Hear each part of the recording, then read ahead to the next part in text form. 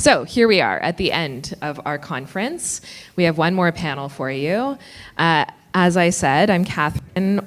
Many people call me Kat, and I run Climate Action Network Canada, which is an umbrella organization of 120 member organizations working coast to coast to coast to combat climate change. And I'm so pleased to see so many CanRAC members in the room. Hi, everyone. It's great to see you all. So we're going to have a conversation in this panel that delves into how we can mobilize resources to ground some of the activities, some of the solutions we've been talking about at this summit. And there are a few things that I want to say before I introduce our amazing speakers and we get into a juicy conversation. First, I want to acknowledge that we are here meeting on unceded, unsurrendered Algonquin Anishinaabe territory, and it is a beautiful day here in that territory. I also want to call back some of the really amazing learnings that I took away from the panel of many Indigenous leaders that happened this morning. And I want to, first of all, just lift up how important the learning about there being so many ways of knowing is. So I think we often feel in modern Western society that knowing and knowledge is a linear path. Like we get better and we know more things over the lifespan of an individual member of our species, and we think as culture progresses, as societies grow, that they know better and better over time. But we find that that's not actually often the case, that often we lose ways of knowing, and we knew better, perhaps, in the past. And if we don't place an emphasis on preserving some of those ways of knowing, we lose very valuable teachings and very valuable mechanisms for actually moving through this world in a way that supports not only our own happiness and well-being, but the well-being and thriving of the natural world and non-human species. So I just want to bring that into our conversation, because we are about to get into a conversation that is steeped in kind of a colonial settler capitalist framework of how we get money, where we make money, how we pull money into things. And we heard a strong warning, I think, in the panel this morning that we cannot enter into this conversation purely from the standpoint of commodifying the things that we want to protect. And the things that we want to protect are natural ecosystems, non-human species, but also us, also people, and the different ways we engage with each other and live on this planet.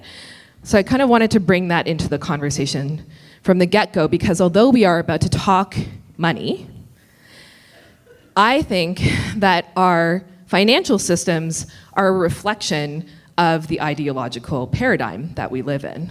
And if we change those financial systems, then perhaps we have an opportunity to do a little bit of that ideological shift that needs to take place.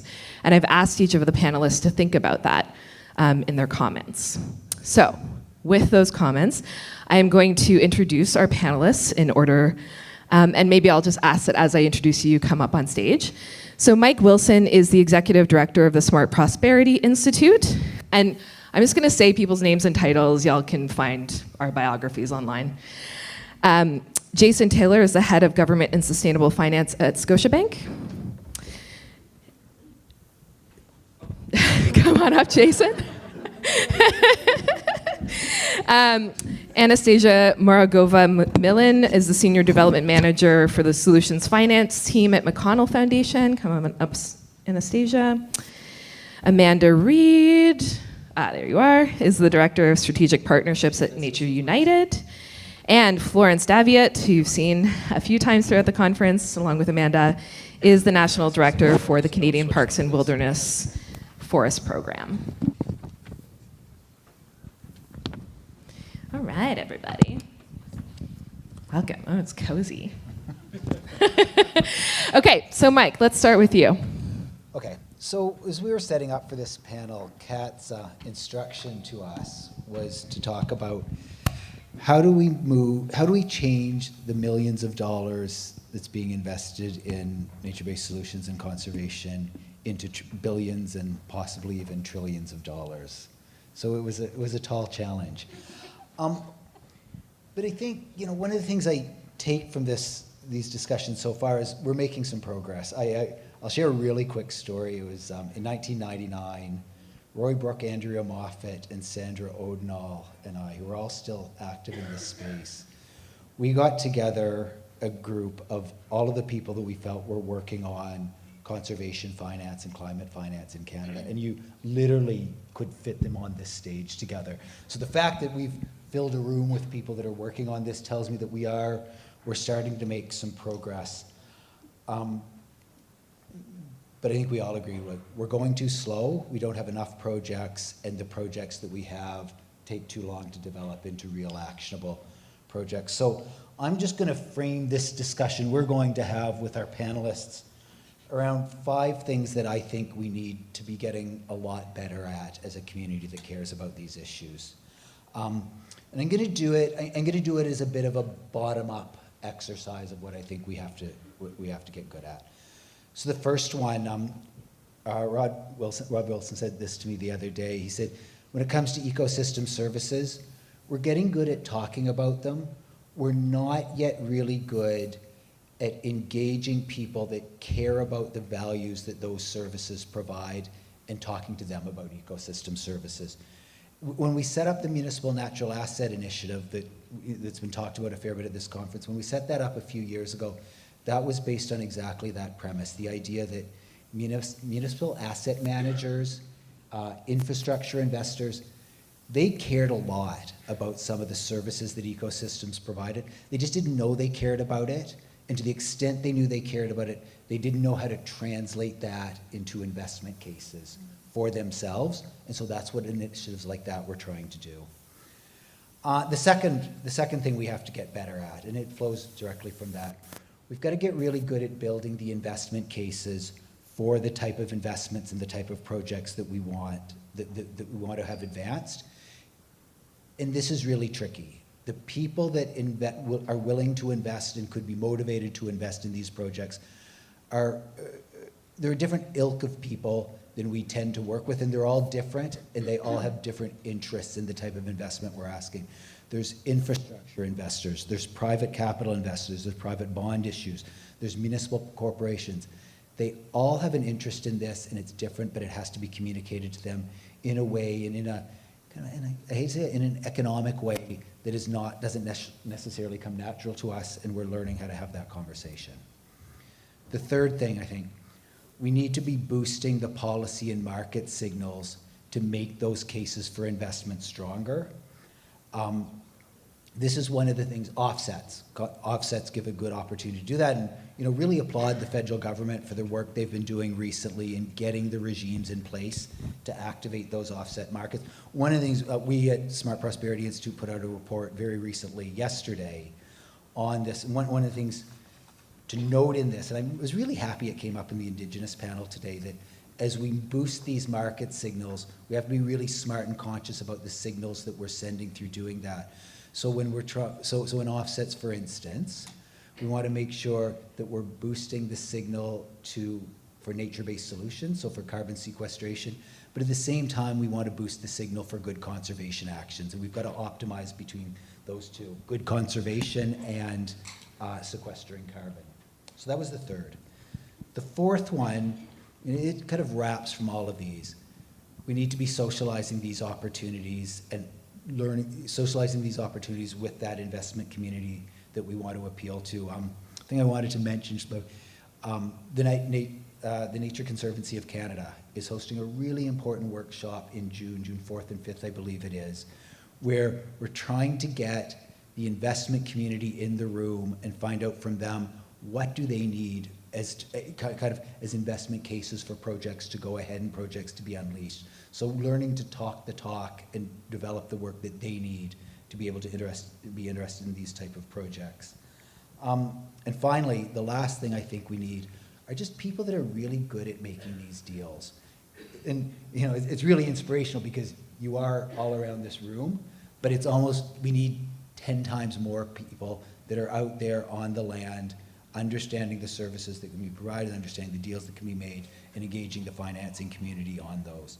And I think if we do those 4 things, if we get the policy signals right, we build the investment cases, we socialize the case around those ecosystem services, this is very doable. But it's a lot. That's a lot to do. So that's how I set that up. And then we'll get CAT's billions of dollars going. Thanks. That's really helpful framing. So we thought it might be interesting to flow from Mike's framing into a conversation with you, Jason. And give us a little bit of a picture of what the market looks like right now globally and in Canada. Sure. Yeah, great. And I totally agree. This is refreshing to be on the panel here and talking about these things. I agree. It's a tall order to move the amount of capital from asset owners into these projects. I think, but I'm here to announce some good news that it is certainly improving. There's a very good momentum in the market at the moment, but that said, we still have to face a reality that there's still a significant funding gap. Estimates for to combat climate change or some of the sustainable development goals are around a couple trillion a year. Granted, there's a margin of error around that, but we can all agree that that's a large amount. So to put that into context, last year there was 250 billion of issuance, so there's still a long way to go. And I think the only way to do that is if all the actors in the market, whether it's credit rating agencies, exchanges, consultants, issuers, investors, all work together, partner up, find a way to, one, create the value, but after that, to share the value so that people are incentivized to keep allocating to these projects. So that's a bit of a high level, big picture. Some of the, I'd say, global trends we're seeing at Scotia, at least in our capital markets business, is I honestly, I really believe it's a re-engineering of capital markets. I see there's a DNA transformation going on at the moment. Some are adapting quicker than others. And then, so you're seeing, you're seeing divestments. There's no question, quite visibly, we've seen central banks come out in the media and say, we will not own certain types of assets. And then we've even seen some more innovative investor behavior with some large international investors that have adopted a net zero CO2 budget by 2050. So then, we all live in a world of acronyms in sustainable finance, and we have a new one, but this one's actually kind of neat. Some people are calling this greenwishing, but there is a lot of greenwishing, but in some cases, compensation's tied to some of these net zero commitments. So we're starting to see some skin coming into the game. So, secondly, thirdly, I just wanted to set the table here in Canada. Canada oftentimes gets brandished as a bit of a laggard, but we're improving, and we, issuance is very high.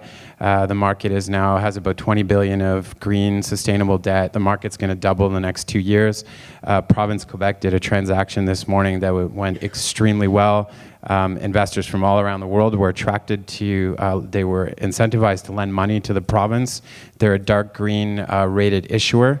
So we're seeing policy ambition being rewarded by capital markets with a funding benefit. So, we had a nice chat before, Kat, talking about how do we combat climate change. In reality, no one will disagree as you pull on absolutely every lever you have.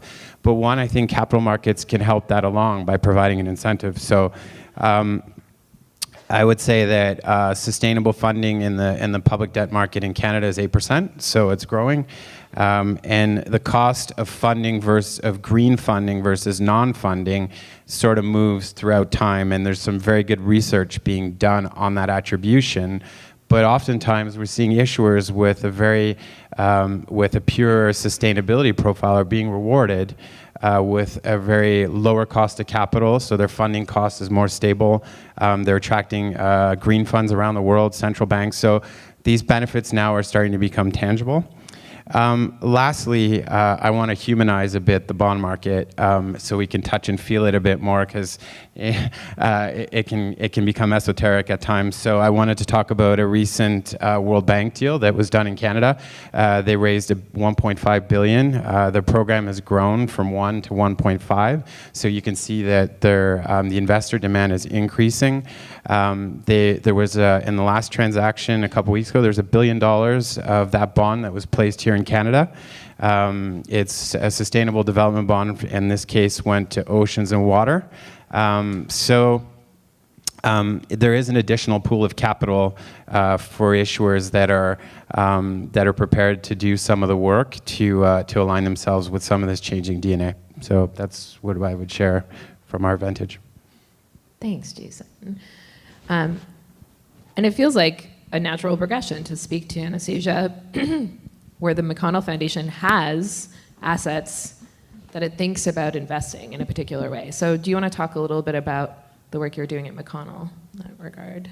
So thank you, Catherine. And as been mentioned, my name is Anastasia, and I work for McConnell Foundation Solution Finance Group. So to put it in simple terms, we're like translators that bring together different actors, corporations, institutions, pension funds, banks, all levels of government, philanthropic participants, but also community groups. And we bring them and provide them space and opportunity to speak their own unique languages and express their values that they're looking for and priorities, but also their fears and frustrations and challenges. And hopefully by acting as translators between all these groups, we actually walk away with tangible solutions. And as such, when I received the invitation to be part of this panel, and I know Jason, and I know his amazing work, and I heard of Mike, and I knew that this was going to be a lot of very concrete finance terms. And I have a very solid finance background, so I live in and breathe in that for the past 16 years. So I actually thought that I'll move away from that a little bit, and that I'll speak to you about the Civic Capital movement that McConnell is involved in with 5 other partners. And I'll tell you a reason why I wanted to speak about that. In my life, I've rarely been inspired by I have a plan speeches. And trust me, I grew up in Soviet Union and worked for corporate banks for 16 years, so I've heard a fair share of those. But I have, throughout my childhood and my adult years, been inspired by I have a dream speeches and calls for actions. And in the end of this wonderful summit, I wanted to take you away from the climate crisis statistics and numbers and facts and transform you a little bit into my world of innovation that I exist in. Because one thing I believe deep down is that if you take dreams, audacity, and a room of very smart individuals, impossible could happen. So as I said, I wanted to talk to you today about Civic Capital movement. Our current economic system is wired with models and mechanisms that propel forward and encourage private wealth generation by cannibalizing civic and common goods. I'll give you a straightforward simple example. The High Line in New York, one of the most expensive public parks built, cost $187 million, mostly funded by the government. From the time it was built in 2007, it generated a value uplift of $3.4 billion for private homes and the corporate real estate within the 500 meters radius around the High Line. Now that's 3.4 billion above the actual total 9.1 billion real estate value uplift. So this 3.4 billion is specifically to do with the High Line. So 187 million investment by the government, 3.4 billion going to private hands, money captured through the land tax, 101 million. Now we wonder why our economic system feels misaligned. So how can civic capital movement be different? Well, if you first read about Civic Capital movement on the website, it seems complex and the innovation required to make it happen out of reach. But in fact, the tools required to make this transformation possible already exist. And if they don't, then the digital technology and the brilliant minds and groundwork is already here. So I wanted to illustrate to you what is Civic Capital movement with a concrete example. And bear with me, because I know I'm running a little bit longer in time. Flooding. Municipalities in Quebec and Ontario are facing the emergency year over year. 2019 flooding levels have been unprecedented, and we all know it's only going to get worse. We're not alone. Many cities in Europe are experiencing the same challenges, and Southeast Asia has been dealing with this crisis for decades. Well, so how can Civic Capital be an answer? So let's first unpack who is affected by flooding. Well, there's private homeowners whose homes are flooded. There's private business owners, so stores and restaurants, those are private enterprises. There's commercial real estate owners, office building owners, shopping mall owners, so those are private corporations. Then there's insurance companies, those are institutions. There's banks who hold private mortgages, those are also institutions. Then come municipalities who have to pay for cleanup costs and prevention costs. Come provincial government who has to buy back homes. Comes federal government who has to clean up costs and send in the army. And then comes community who gets broken apart by the families moving away. Now let's look at the time horizons of flooding. So there's a first horizon, which is 3 months, which is the imminent cost of flooding and the cleanup costs. There's a second horizon, which is 18 months. That's when the insurance claims come in. That's when the banks have to write off their mortgages on the private homes and on the businesses. Then there's a loss of the municipal revenue, the taxes from the loss of business that's staying closed. And then there's the cost of buying back homes. And then there's a third horizon, up to 5 years, which is the health cost of living in the flooded homes, and also the fact that when municipalities get flooded over and over, families move away and the places become uninhabited, and then we lose the revenue on all levels of government. Now let's assume, for the discussion's sake, that the first and the second horizon cost $100 million. So what are the new actors and the notions that we can introduce to ignite the civic capital model?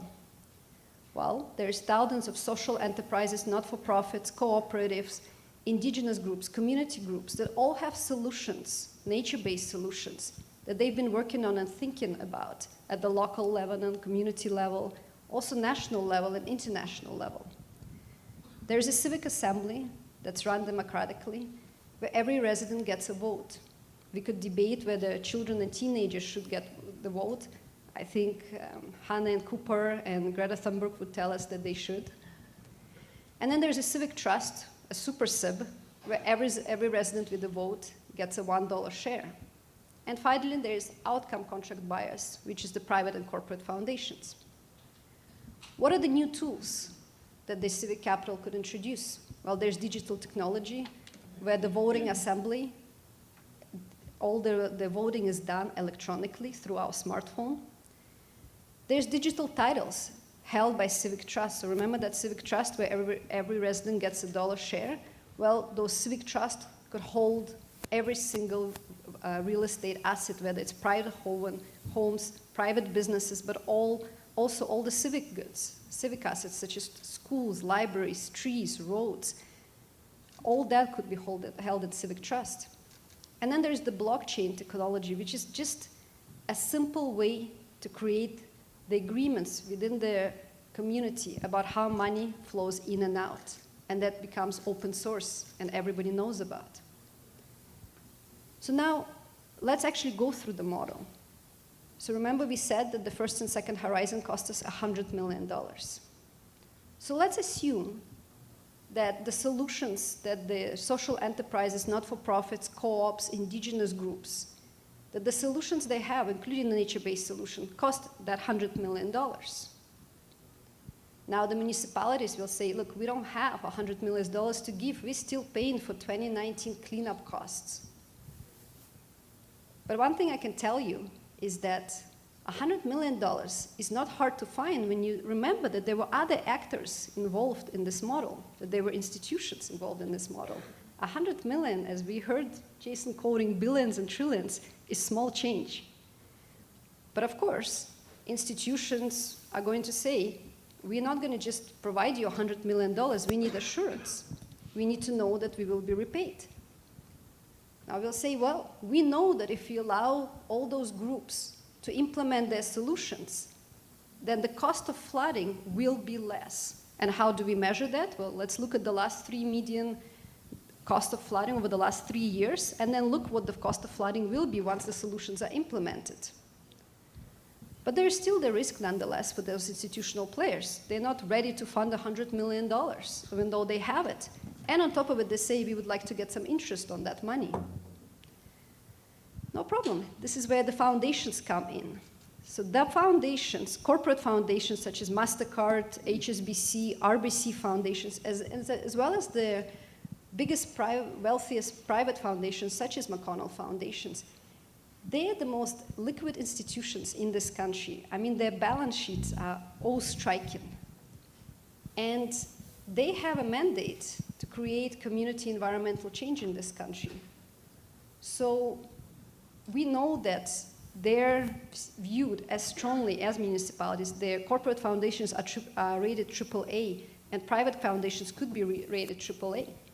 So what if these foundations come to the institutions and say, we will guarantee you $100 million. And by the way, yes, we know you want to get paid. So even though this is a risk-free investment, we'll pay you 3.5%. That's we need to give out every year. And for us, we are granting it towards a good cause. And for you, you have a risk-free investment. So now the corporate institutions are satisfied. They have a guarantee. The foundations are satisfied because they've provided money towards the cost that they're mandated to, and because they actually haven't touched their balance sheet. This is a guarantee, using the strength of it. 100 million flows to Civic Trust outside the institutions. Now they, as we said, every resident, including teenagers and children, decide how that money is allocated through digital technology. That 100 million flows to their NGOs, co-ops, social enterprises, indigenous groups to implement solutions such as nature-based solutions. The flooding comes in 6 months. The solutions have been in place, so the flooding costs are lower.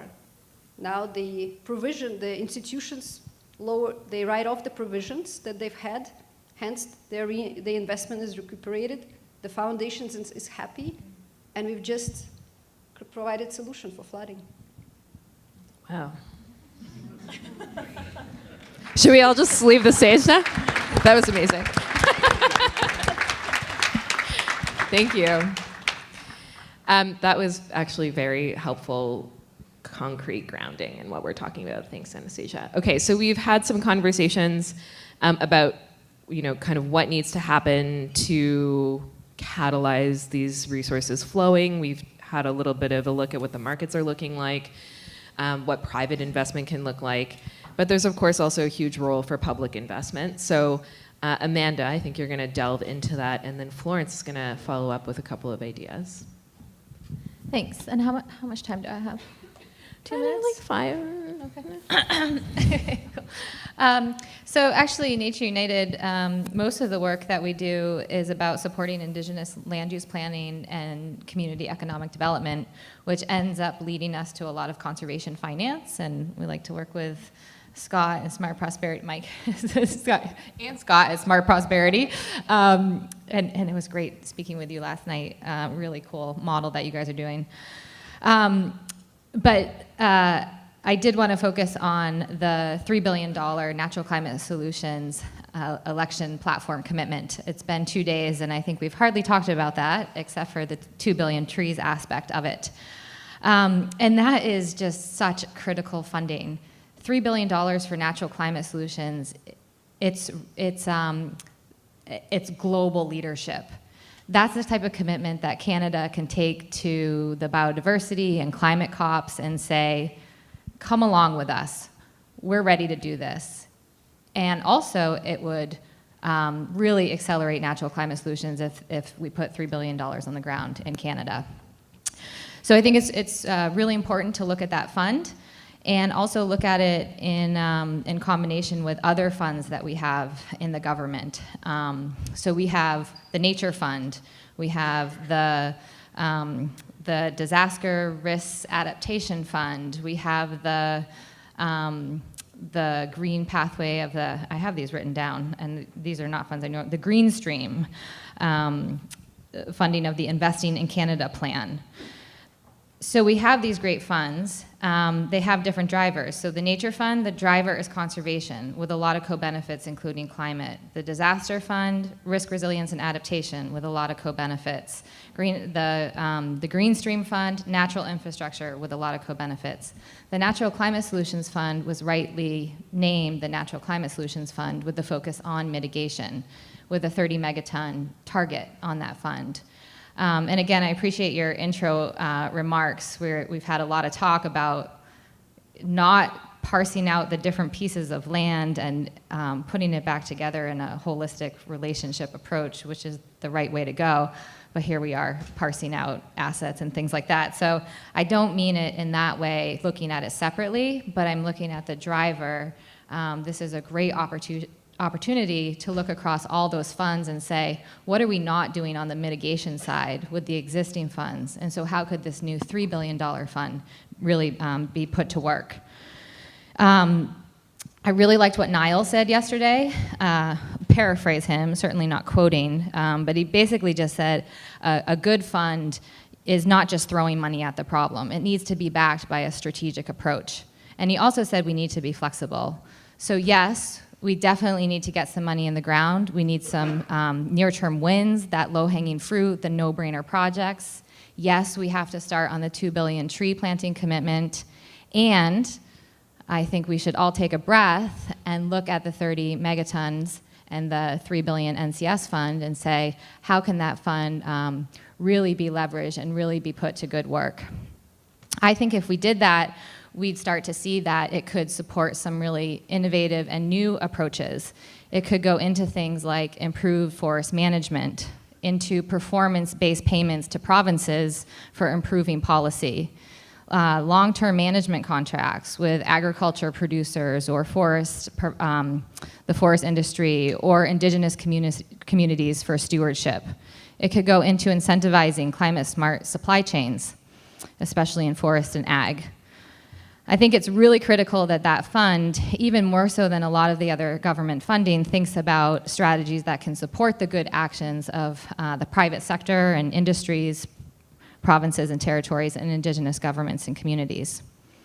So I mentioned that we do get engaged in a lot of conservation finance projects, and I'm a huge fan of blended finance. I really think that in the space that we're in, it's not always about cash returns, and that sometimes philanthropy needs to be brought to the table to spur solutions that can have a return later down the road. Sometimes public funding needs to be matched with private funding in order to really get the total amount that you need. And so I think we should also be looking at that fund of how it can leverage these other sources of funding. Maybe matching provincial territory or municipality existing programs that are more focused on conservation or natural infrastructure, matching them if there's improved mitigation qualities to those programs. Leveraging corporate funding, especially from some of these big commitments for net zero emissions or et cetera. So bringing that money into the fund, leveraging that private money with government funding, and leveraging private philanthropy, not unlike the Nature Fund. And I think there's also probably some ways that we can connect some of these more typical conservation financing, social bonds, green bonds ideas with this funding. So I think it's an important thing to talk about. I just really think it's an awesome commitment by the Canada government. It's a huge opportunity, and I think if we pull our heads together and support the government in designing this fund, it can really, really go a long way. Thanks, Amanda. Florence, Okay. more ideas. So I wanted to think of it from a slightly different angle, and that is that, so currently in Canada, we had sort of this federal backstop climate policy move forward where we're looking at sort of reducing the emissions from the fossil fuel side. But a lot of what gets missed is that there are emissions as a result of us degrading our lands, whether it's through deforestation or loss of wetlands or other ecosystems that we're losing. And that carbon that is lost is not currently captured in any policy. And so a lot of the conversations have been, for me today, around sort of offsets and forests and, how do we generate emission reductions through forest management or other places. But one of the pieces that keeps coming back is that the markets need to be in place. There needs to be a robust price.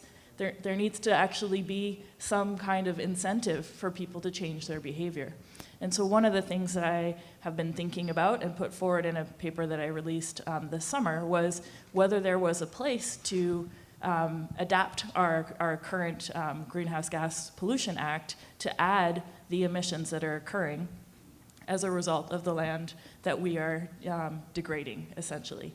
And so through that, starting to put a price, basically, on how do we have a lighter footprint. And so then it kind of brings it into the system of, well, first of all, those people who are causing a lot of those emissions need to think, can we do this? Can we do our job with a lighter footprint? And you would hope that that would drive a lot of innovation with a lot of companies that are maybe currently not thinking about it because they don't have a lot of incentives to think about how to do their job with a lighter footprint on the land.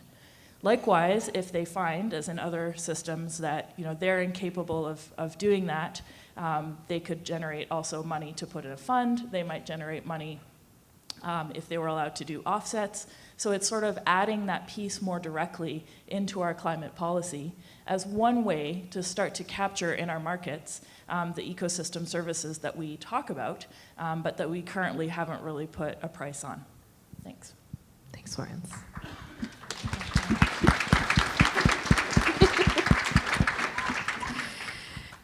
There's lots of support for that idea in the room. I'm reading. Okay, so we are going to have some time for questions or conversation with the audience. Also, since this is the last panel of the day, would invite questions that offer, perhaps some insight that you've gleaned from the course of the last 2 days. That is not an invitation for you to get up to the mic and make a speech. I will cut you off. So please, not to dissuade you from getting up to the mic, please do line up at the mics that are here at the sides of the room. I hope you don't mind, Julie. I might actually start with a question of my own and make you stand or sit for a minute. Okay. I think it was really actually so helpful to end with your idea, Florence, because it gets at this basic perversion of the macroeconomic system that we live in, that environmental harm is externalized from the market, which is, the whole point of carbon pricing, right? We want to bring the costs of the environmental harm or damage being done by greenhouse gas emissions into the financial system. We want to send that broad signal across the economy that it is no longer free to pollute.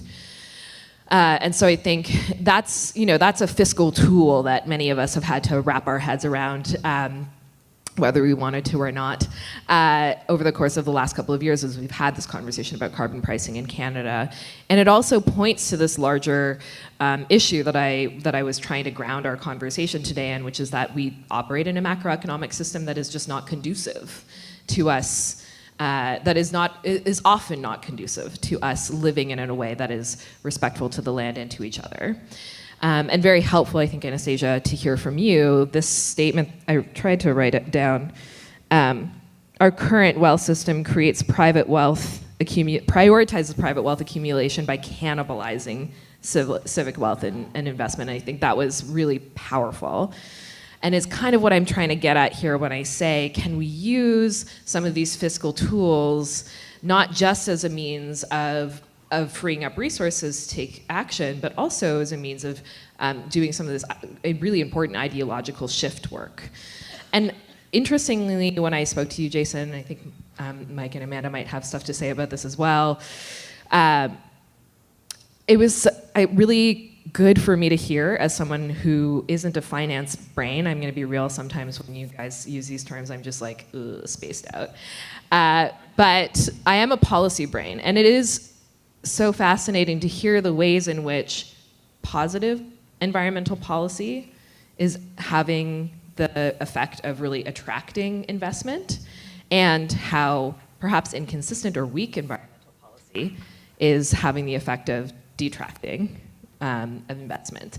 And so can we have my question is, like, can we hear a little bit from each of you or whoever is interested in answering about this mix of, okay, we're in this space now where we're trying to figure out how we're kind of shifting our policy approach to incorporate more of these value systems. That's happening in the financial market as well. What's the interplay between the two? And can we talk about fossil fuel divestment a little bit in that as well? Mike. Okay. Just throwing it in. I guess there's 2 points I'd like to raise. One, fully agree. It would be great to be able to capture more of these externalities into the market signals and do it in a way that isn't confounded with commoditizing nature. Like we can have we have to find a way to have this conversation about assigning values and assigning prices without making it feel like you're creating a free market nature that could gravitate toward private interests at the expense of public interests. So I think we need to do that, and we can do that.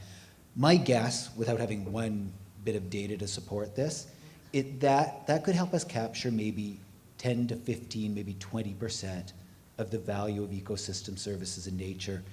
I think there's another conversation we have to have that is not necessarily about putting a price on those ecosystem services, but recognizing and expressing the value of those to public investors. So it won't necessarily create revenue streams that can be privatized, but it will create values that different public sector agencies, not just the environment departments and the parks departments, will be wanting to invest in. So it's price it where you can, but not in a way that commodifies, and express the values elsewhere that are of interest to other investors that don't need the revenue stream.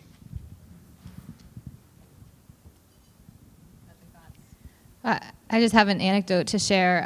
We were talking with a former career-long forester, leader in the forest industry, and we were talking about some of the natural climate solutions and the forest pathways and improve forest management. And he said, "Yeah, until the price of carbon is $50 a ton, like, doesn't matter. Like, it's not worth it. Like the hurdles, the barriers to entry, that kind of stuff, it won't pay off until it's $50 a ton." So, I'm not saying that is the right number or exactly, but I think that's the kind of thing we think, and we do live in this capitalist world. We need returns, quarterly returns, and we also have an issue of the tragedy of the commons. So, just a little anecdote that. You see some industries making voluntary commitments, and a lot of that is because they need the social license, and a lot of them are, they have, what is the word I'm looking for? They have products to sell, right? Where people can vote with their dollar a little bit more. But in a place like a forest industry, they're not going to voluntarily act until the signal is there. Do you want to go? Oh, okay. So tying policy to capital markets, I guess I would say there's some research out of Europe that shows that sovereign governments that have that better integrate environment, social, and governance factors have a lower cost of funding.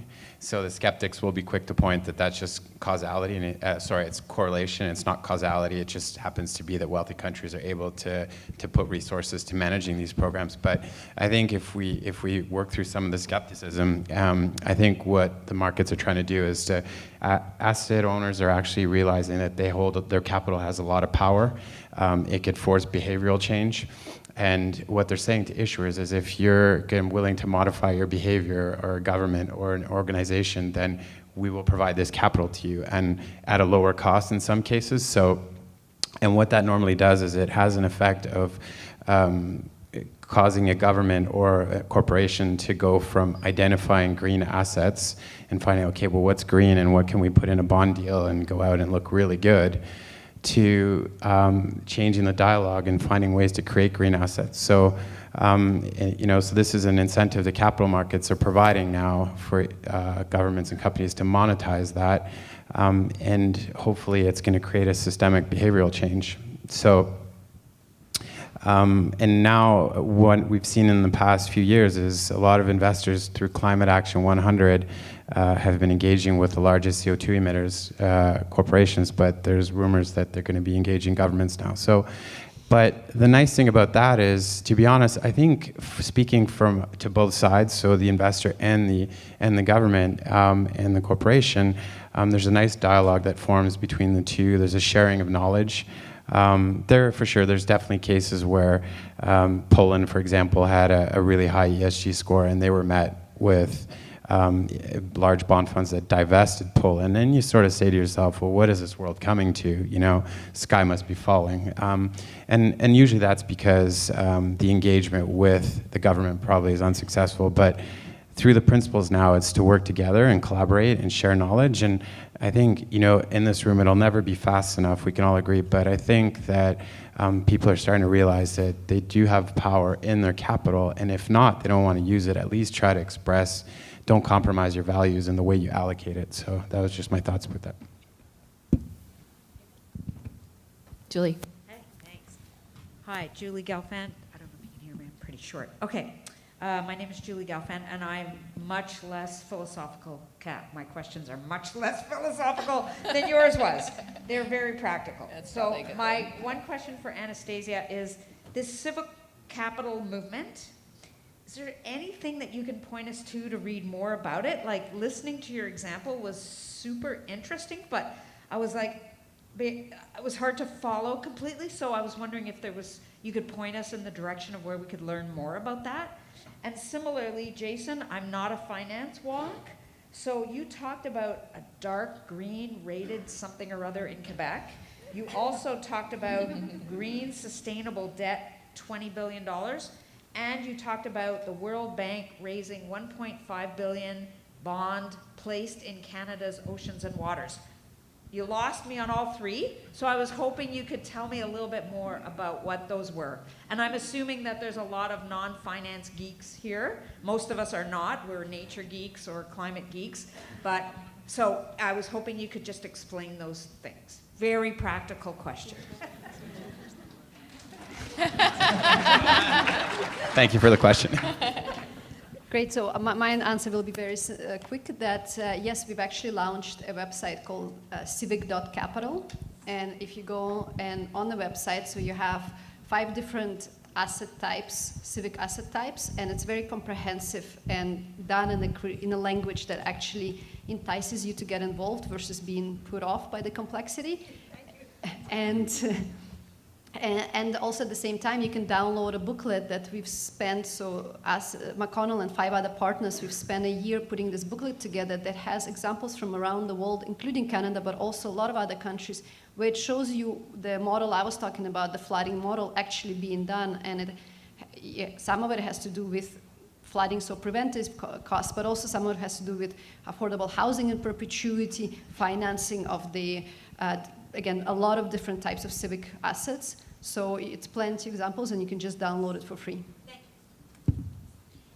So some of the use of proceeds. So today, Quebec was in the market, and a large part of those proceeds are going to go for transportation. So the RAM, the Azure Metro cars, and some of the new bus facilities. So They were in the market. they issued a bond. So the province of Quebec borrowed money. So they borrowed $500 million today. The statistics aren't public yet, but I can share that the investor take-up was significantly higher than that. So it was quite challenging allocating those bonds into the right hands because they were just in such high demand. The dark green rating they had is with respect to their green bond framework by Cicero, which is the highest in the world. So it's a very, very pure, strong credential to have on their part that they've achieved. So that's fantastic. To make matters more confusing is they had a lot of dark green investors. and then you get into who's like an A+. It's like hardcore dark green only buys green environmental. assets. Yeah, only green bonds. So we had and they only allocate to green bonds. So that was one. And the last one, the World Bank was actually they borrowed 1.5 billion here in Canadian dollars, but the projects are actually going to be in Asia and Latin America, and they're going to do some water cleanup in the ports of Indonesia and do some aqua farming. So, and you know why the tie to Canada? And they chose to issue in Canada because they recognize there's a growing demand for these types of assets. So it's like Quebec is like, we're so good at taking action on climate change. We need some money to do some cool, environmentally friendly things. And there are a bunch of investors that have money, and they're like, we're only going to give this money to really cool, environmentally friendly things with jurisdictions that are really good at doing climate action. So they are ponying up this money for Quebec because Quebec's so good and dark green. Is that right? That's perfect. Thank you. I cannot summarize what you say as well as you can. Okay, we have 2 more questions at the mic that I'll take in sequence, and then we'll have final words from the panel.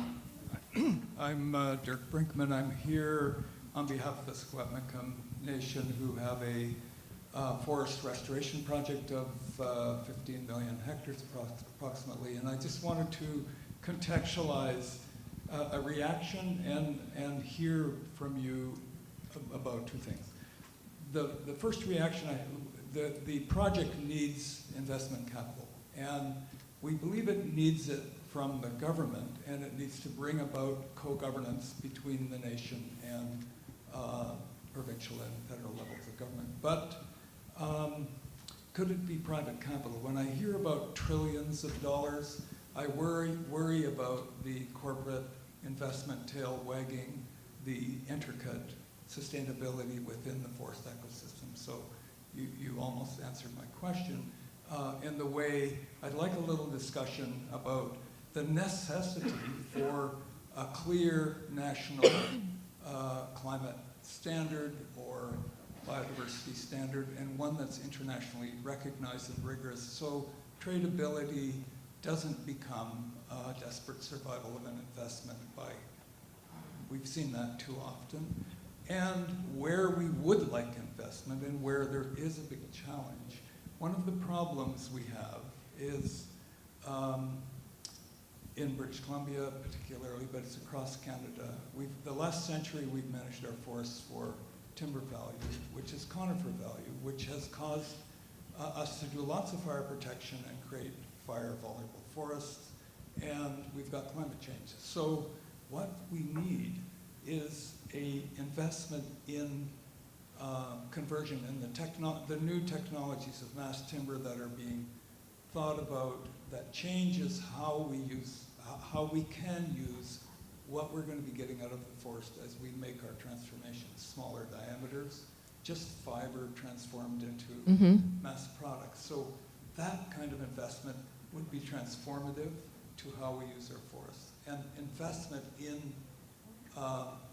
tradable credits of various kinds needs national standards, and I'd like to hear a little bit from each of you about those questions. Thanks. I'll take the second question, yeah. Sorry. Jeremy Guth, Woodcock Foundation. Great panel. Thank you. My question is for you, Jason, and it's to do with the Cicero Green Bond Rating Agency. And I just wondered if you might want to elaborate on a hypothetical situation where in a year or two the Quebec government changes and a very different government comes into place, and it has very different policies that are not particularly green. So what would happen? How would the bond rating agency react, and how would that affect the borrower? Interesting. Okay, so we have 8 minutes before we have to wrap up. Can I go from Florence and we can go across and provide any final comments that you want to? If you want to respond to either of the questions, that'd be great. Well, I think Amanda covered a lot around the fund, but I think one of the things that's really interesting about having this nature-based solutions fund and thinking longer term about potentially how do we regulate these emissions so that we have a broader impact across the landscape is thinking about where would investing money allow companies to really think about how they could have a smaller footprint, or changing land to different ownership if that's what's occurring. so that we would have a smaller footprint on the landscape. So I think these are exactly the kinds of things that a fund can help us think about, and that one way to really be strategic as we put the fund together and think about moving it forward is not just the money for today to do the things that we need to do today, but the money that's going to let us actually innovate and change the way in which we use our land in the future so that we have a smaller footprint. I hope that helps. Yeah, I'll just respond to the gentleman's question about investment in that. I didn't understand exactly the context. I interpreted it as potentially like a First Nation protected area improved forest management project. The top of mind that I'll get out of off my mind first is you mentioned the mass timber, and I think that's a really important strategy. And so mass timber is a new type of manufacturing wood that you can use in really tall buildings. And so I know University of British Columbia has a building made out of that, and I think someone actually referenced it yesterday. But it's an emerging market, and so that's an example where the markets are developing, and we need pilot projects and things like that to prove that there is a market. And when I said the Natural Climate Solutions Fund could support things like incentivizing climate-smart supply chains, which I realize has a couple buzzwords in it, that's exactly the type of thing that I was referencing. So what would need to happen in that geography to switch that supply chain into a mass timber? I imagine it would have to change the forest management plan and different management cycles and maybe a mill or whatever. And so, like, people who know more about forestry are like, no. But the fund could help incentivize that shift. And then I also just want to talk about a couple other models. We heard about the Great Bear example this morning, where the Great Bear Agreement had two really cool models of endowments that went with it. And so one was a stewardship endowment, where public and private funding went into this endowment, and the interest and revenue generated off that endowment is invested back into annual stewardship of the protected areas. They also had another spend down sort of type of endowment, but it was meant to be spent down, that was investing in local economic development, which while the endowment would be spent down, the economic development would provide future revenue and sustainable economic development for the community. And so that's another type of model. It's really hard to raise big tens of millions of dollar endowments, but and I'll probably get in trouble for saying this because it is a sustainable model, but our organization just helped raise $15 million for the new Thada-Nene protected area that was matched by $15 million from the federal government. So I think there is, and it'd be interesting actually, I think, to explore that model and make it more into like a social impact bond type of model. Great. My only comment is that, I've spent 13 years working for HSBC Bank and TD Bank, and when I entered into impact investing, I felt that everybody always talks about how we all speak different languages and how our interests will never align, and that somebody is always a bad person. Somebody is. And that in the end of the day, that will probably always continue. We will probably always have different interests, and we'll probably always have different priorities because we're all humans, and we exist that way. But it doesn't mean that we cannot address each other's priorities. We just need to acknowledge that they are different, that we work on different time frames. If there is a supply of capital and it's available, but with that comes certain terms and certain short-term priorities, addressing them and moving on and getting that supply of capital is potentially a faster way to get to solutions versus arguing around all of us agreeing on the same philosophies. And so there is a lot of solutions that come around it. For example, the outcomes contracts that have been now more and more implementing around the world and in Canada is a way to, for example, get the decision-making to the outcome buyers who are more aligned with the communities and where the solutions are implemented, while still very much taking the supply of capital from whether it's the institutions or the private money. So I just feel that and being in this room, I feel that it's important that we all come together, but that hopefully if next year this summit happens, that we do have a lot more indigenous voices, but also corporate voices and private capital voices, so that we start to understand each other without having to give up our own priorities, because doing that will take forever. One more minute from each of you. Yeah, I could listen to these conversations all night. I find them fascinating, and I'm just really encouraged to hear that we're debating these issues openly like this. That's a great question about Cicero. And to be honest, the rating agencies they're still in the process of ironing out the process and to improve it. And there's still some areas where they could, generally speaking, they can improve. So, but that said, I'd say investors are now doing another layer of due diligence beyond the minimum standards. So, and we had a government outside of Canada, a change in government in a sovereign outside of Canada, and the Treasury that issues bonds on behalf of that country has been in communications with their banking syndicate, frequently asking, what are you hearing? Are people perceiving this negatively, and will they divest? And if they divest, what happens to our cost of funding? We want to avoid the case of Poland because it was very well telegraphed. So I think, and the other thing as well is these agencies are doing a better job now of drawing the link between the quality of the green bond framework and the asset and the issuer's ambition. That's a link that could be strengthened over time. There's no shortage of greenwashing rumors going through the media, and I think there's definitely going to be less and less. So, investors are getting smarter. They, if a government or a company just wants to change the renewable energy mix, but the renewable energy mix is 1%, that is certainly a green asset, but it's 1% of the mix, chances are they won't get access to markets in a green format. So it's definitely being more considered. That link is becoming stronger, more explicit, but I'd say investors are becoming much more sophisticated of navigating some of these gray zones.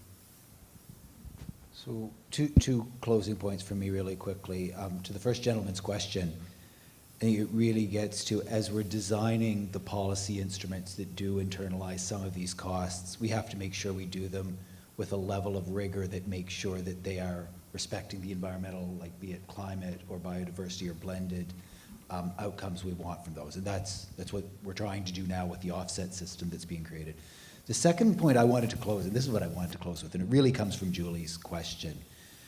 I think the most important thing we can do is attract people to this movement who do know how to construct deals, know how to broker deals, and know how to translate the environmental conversation we're so adept at into the finance and investor discussion that we need to attract the various sorts of finance that we want to be accessing to with the right projects that can be shown to be investment worthy, both from a financial and a biodiversity climate perspective.